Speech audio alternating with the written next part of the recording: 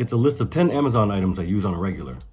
Hey guys, it's Rex here. As the title says, today's video won't be any RC running. I got this idea because Amazon Prime Days just ended, and I thought maybe it'd be a great idea to compile a list of a few things that are always priced low that I find on Amazon that I buy on a regular or use on a regular. Just something I wanted to share. Before we get started, please note that these are affiliate links below, and if you buy anything on Amazon, going through one of the links below, you will be supporting the channel. Without further delay, let's get started. The first one is a big deal in my opinion. It's steering servo. I see online on Facebook and YouTube comment questions all the time, which steering servo is best to use? Well, although that question is kind of broad and hard to answer, I'm gonna go ahead and generalize it. I've tried the red and blue aluminum cased Amazon servos that are famous. To be honest, they don't hold center for a long time and their transit speed is incredibly slow.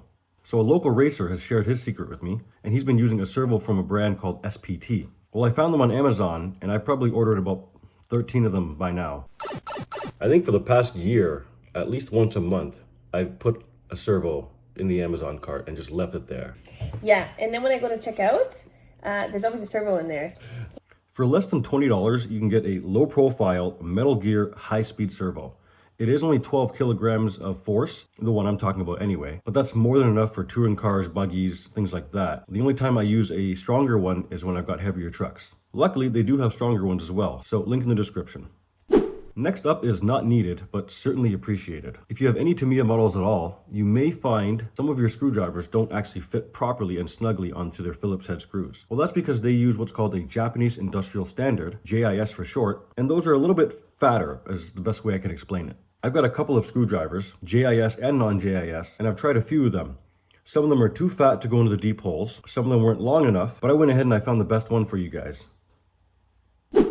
Third on the list is one of my favorites because it's a consumable. And you know, consumables cost a lot of money because you're constantly spending money on things that you consume. If you follow my channel, you'll know that I love using rally tires, both on and off-road. I find the grip through corners and maneuvers lasts a lot longer and it's a lot more forgiving than a typical radial or slick tire. Well, if you like to use your cars, like me, you'll grow through tires, and they cost at least $50 for a set. Well, I've been on Amazon and I've tried a few different sets, and I've linked 2 sets down below that I believe are really good.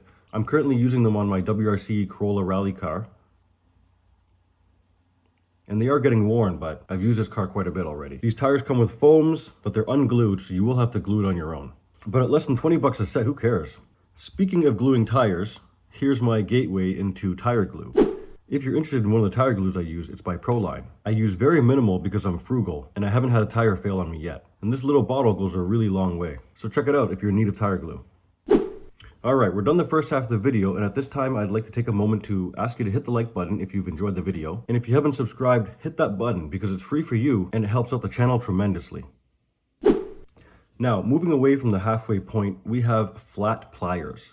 These are flat pliers that I love to use on so many different things. I love them and use them for popping balls and ball ends together, adjusting turnbuckles, holding shock pistons, pressing on and off E-clips, all without damaging anything, well, because they're flat. You could argue that we could do 50% of those things mentioned with a pair of shock pliers.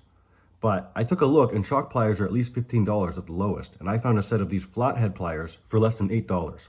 Following not far behind in 6th and 7th position, yeah, this one's a little bit of a cheat because I put them together, but they're both motors. If you follow my channel, you'll know that I'm a fan of Tamiya's Sport Tune or Torque Tune motor. I like them because they're durable and inexpensive. Durable on 2S, that is. The Tamiya Torque Tune motor is a 25 turn, and the Tamiya Sport Tune motor is essentially a silver can that's had its timing advanced to equal a 23 turn motor. I typically go for a Torque Tune motor because you can run a bigger pinion, giving you more speed. Torque, there's really no replacement for torque.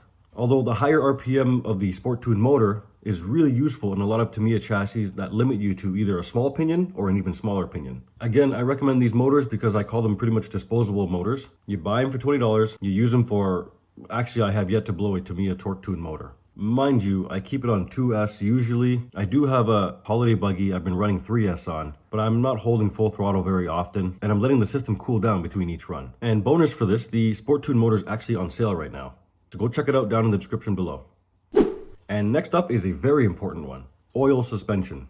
You can get a lot of variations of shocks online from many different places, and in my 20 years of being in the hobby, I'm going to say they're not all built equal. A tried and trusted set that I use are Tamiya's CVA mini shocks. I use this very set in probably 7 to 8 of my vehicles alone, and if you take your time building them correctly without excess air, they don't leak. They can and will wear after a few years of use, but for the price of a rebuild kit from other shocks, it's a no-brainer for me when I have so many cars to maintain. So I put a link in the description to the mini CVA shocks down below. We are coming to an end here, and one of these last ones is very rare. But I managed to find 11 bottles of, well, there should be 11 bottles at the time of making this video, of Tamiya's anti-wear grease.